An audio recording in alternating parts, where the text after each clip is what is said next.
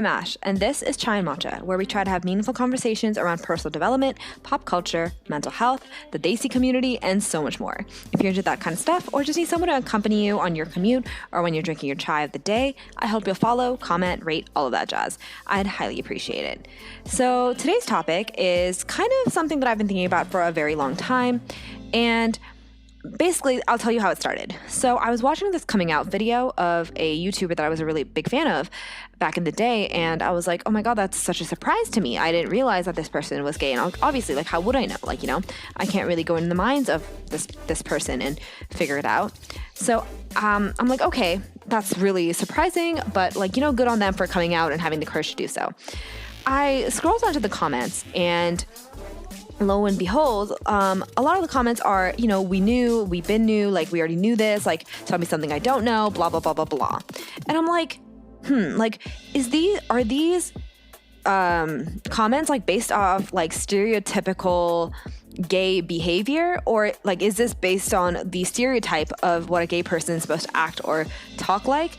Or is it more so just, like, is it something else? Like, is it the gaydar, as people say? Or, like, what is it exactly that leads people to believe that they know what the person's sexual orientation is? And also, this person was talking about how they didn't know that they were gay, right? And, like, obviously that's probably a big part of the coming out is the idea that you didn't know that you were gay before, and now you do. Or, like, or, like, maybe, like, if you had a conservative background, you probably pushed the idea of being, not heterosexual back in your mind to a point where you just have forgotten about it, or, like, you don't want to admit to yourself that you might be that because of your conservative background, And that led me to question, like, are there things about ourselves that other people are aware of and have inherently associated with us, with ourselves, that we aren't even aware of? That was such an interesting thing to talk about. Like, what are some things about myself that I don't even know about, but people have just been like, yep, that's her. Like, that's Ash. Like, that's Ash for you. Like, I'm so curious to think and understand, like, what those things could be. Because, I want to know more about myself as someone who likes to think a lot about, personal development and understanding more about myself. But are there things that I don't know about myself that other people do and are completely aware of? I don't know.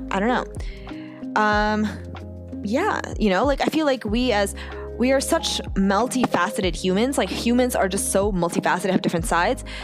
And so, like, does one person really, like, you're showing one side to yourself when you're talking to someone, and are they still able to understand you as a whole without ever really truly knowing yourself? Like, because you are the only person that you spend 24/7 with every single day of the year.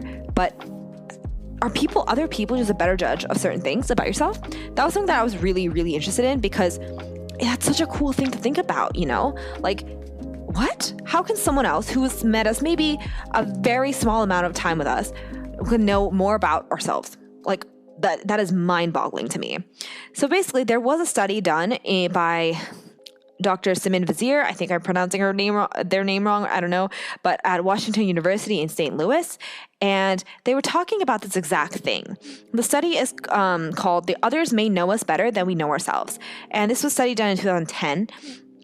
And apparently, what they say is that you as a human being, as an individual, are probably going to be more accurate in understanding or judging your own internal or neurotic traits. So now that includes your anxiety or depression, your bipolar disorder, your other, just like mental health wise, your internal state, your internal feelings. You are going to know that better than your peers, because obviously you are feeling those emotions, and you're going to be a better judge of how intense or how not intense those feelings are, while your friends are probably going to be better judges of your more intellect-related traits. So now this is your intelligence, your logic, your creativity, your analytical mind, all of that stuff. Your friends are going to be a better judge of those aspects. Like, how intelligent are you? How creative are you? How any of those things are you? Your friends are going to be a better judge of that than you are going to be. At the same time, they're also going to be a better judge of how quote unquote attractive you are. Now, this is mainly because you are going to be a better judge of other people, just like other people are going to be a better judge of you in those aspects, because those things are quote unquote actually important in the world. And you are sort of biased in those ways because those things are the traits that are going to keep you successful in life or whatever. And so we often either underestimate ourselves or we overestimate ourselves in those traits, while as your peers are going to be a better judge of that because they're not biased. They don't have a ulterior motive or whatever when it comes to those things. Like, you're going to be more biased, like depending on your situation, your internal state, you're going to be either underestimating yourself or overestimating yourself, which is completely valid. But yeah, that's such a cool thing to think about. And also the cool thing is that they mentioned that strangers are just as good as our friends and ourselves in realizing how big of an extrovert we are, like how talkative, or not talkative, I guess, like how extroverted or introverted ourselves are. They're able to be a better judge of that than yourself. Like strangers, people that you randomly meet on the street, are able to assess how extroverted/introverted you are. And that to me is a really cool thing, right? Yeah. So this was a really cool study that I recently just landed upon, and I thought that was so cool. So the second part to this is thinking about our beauty, quote unquote. There was a quote that I read. It said, "In the end, we have only ever seen our faces in reflections and pictures. Our true beauty is a secret to us, and maybe that's why we are the last to believe in it."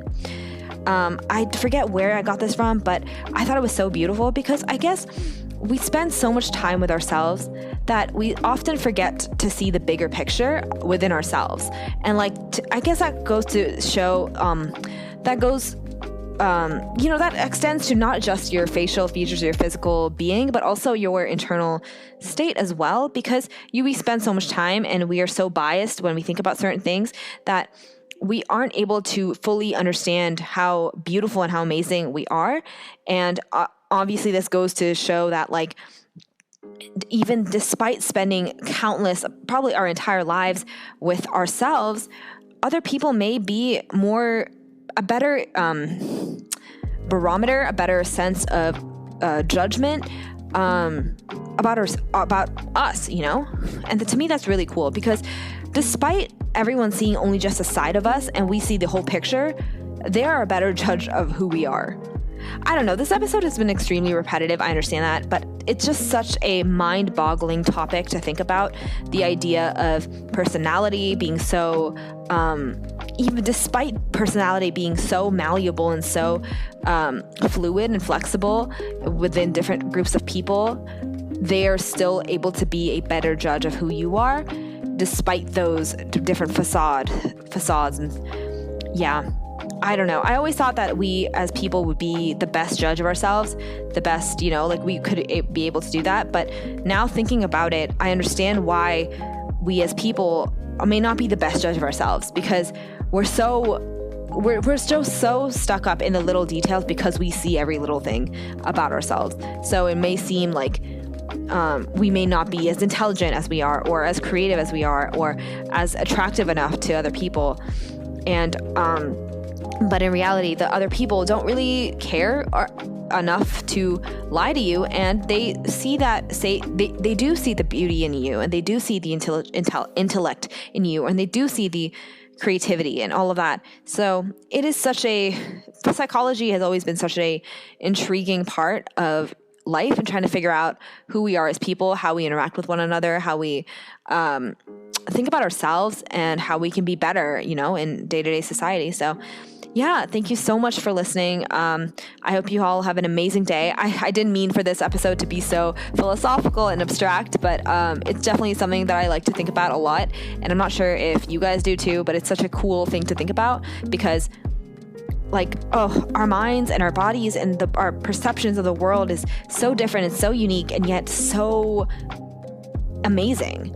So yeah, please make sure to subscribe, follow, comment, all of that jazz. Make sure to follow me on Instagram at Chai and Matcha. Till next time, bye. I hope you have a spectacular day.